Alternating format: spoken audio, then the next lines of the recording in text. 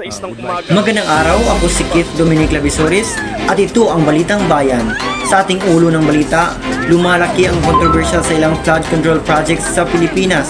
Mga proyektong dapat sana ay nagproprotekta sa mga komunidad laban sa pagbaha. Pero ngayon ay iniimbestigahan dahil sa umano'y mababang kalidad ng pagkaantala at posibleng katiwalian. Ilang flood control projects sa bansa ang naiulat na may mga diferensya, kabilang sa mga reklamo ang mahinang kalidad ng mga daik, mga proyektong hindi natatapos at ilang ghost projects o proyektong bayad na ngunit walang aktwal na nagawa. Samantala, naglabas ng utos ang pambansang pamahalaan upang ripasuhin ang lahat ng problematic flood control projects sa iba't ibang rehiyon. Kasama sa investigasyon ang pagsusuri kung may naganap na maling paggamit ng pondo o kapabayaan o korupsyon. Pinatitiyak din na ang mga proyekto ay sumusunod sa tamang standards upang maprotektahan ang mga komunidad laban sa pagbaha. Sa kabila ng mga ulat, mas lumalakas naman ang boses ng publiko.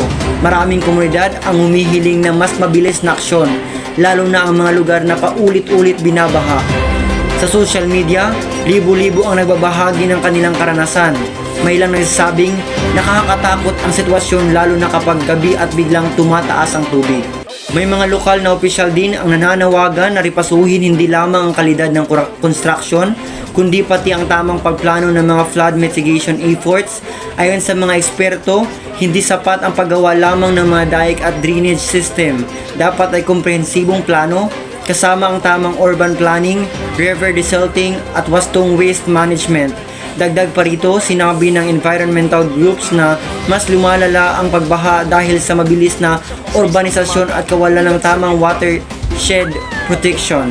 Habang nagpapatuloy ang investigasyon, nanatiling malaking hamon ang pagtiyak na ang pundo para sa flood control ay napupunta sa mga proyektong tunay na makakatulong sa publiko. Sa huli, ang kaligtasan ng mga Pilipino ang dapat maging pangunahing layunin ng bawat programa.